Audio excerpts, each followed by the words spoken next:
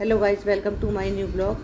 आज हम आए हैं भगवान श्री राम की नगरी अयोध्या, जिसे मोक्षदायिनी भी कहा जाता है। घर में प्रवेश करने पर हमें सूर्य के रथ वाला बड़ा सा द्वार मिला, जो कि बहुत ही विशाल है। द्वार से आगे बढ़ने पर हमें बहुत सारे सूर्य स्तंभ मिले, जो कि भगवान राम के सूर्यवंशी होने के प्रतीक हैं।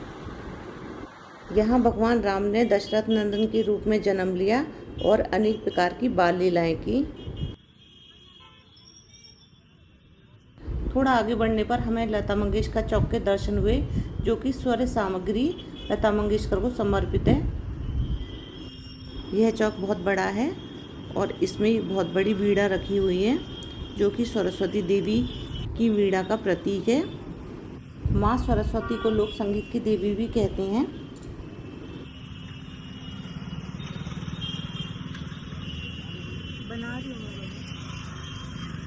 मंगेशकर चौक से कुछ देर आगे चलने के पश्चात हम पावन सरयू नदी पर पहुंच गए। सरयू नदी पहुंचकर सबसे पहले हमने किया वहां स्नान। उसके बाद हमने मां सरयू नदी की पूजा की और वहीं हमारे भोले बाबा मिल गए। फिर हम दोनों ने भोले बाबा की पूजा की और उनका आशीर्वाद लिया।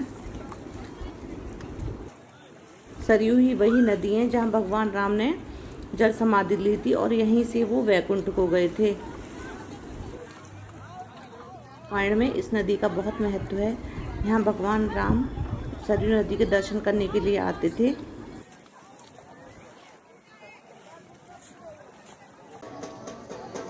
यहाँ हमेशा भीड़ लगी रहती है और यहाँ भारत के कोने कोने से लाखों श्रद्धालु हर दिन दर्शन के लिए आते रहते हैं।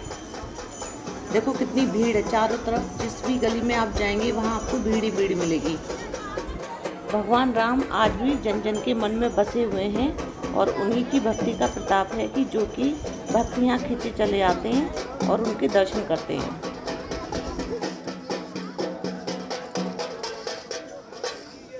सरयू नदी और भगवान भोले बाबा का आशीर्वाद लेकर हम पहुँच गए दशरथ महल। यही राजा दशरथ का महल है, जो कि भगवान राम के पिता थे। बहुत बड़ा है ये महल अंदर से। और देखो जगह जगह पर रामायण की चौपाइयाँ लिखी हुई हैं।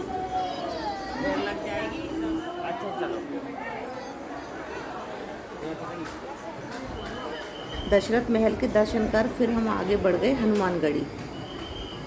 कहते हैं कि यहाँ हनुमान जी रहते थे। यहाँ मंगलवार और शनिवार को बहुत भीड़ रहती है और मंगलवार और शनिवार को यहाँ भंडारे का भी आयोजन होता है। आज भी भीड़ बहुत है, लेकिन हमें हनुमान जी की कृपा से उनके दर्शन प्राप्त हो गए। यहाँ जगह जगह आपको जय सिया राम के नारे सुनाई देंगे। यहाँ हनुमान जी को लड्डुओं का भोग लगाया जाता है, जो कि उनका प्रसाद है। इस मंदिर में साधु संत कीर्तन करते रहते हैं। देखिए कुछ साधु संत अभी भी कीर्तन कर रहे हैं। यहाँ जितने भी श्रद्धालु आए हुए हैं सभी राम भक्ति में, अपने आराध्य की भक्ति में डूबे हुए हैं। हनुमानगढ़ी के दर्शन करने के बाद हम पहुँच गए कनक भवन, जो कि माता कैकेयी ने उपहार स्वरूप यह महल अपने सबसे प्रिय पुत्र राम को दिया था। राम उनको सबसे प्रिय थे।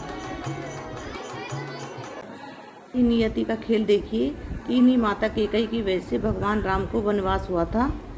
वन में इसी माता कैकेयी की वजह से अनेक कष्टों को झेलना पड़ा था। इसी महल में भगवान राम अपने सखाओं के साथ खेला करते थे।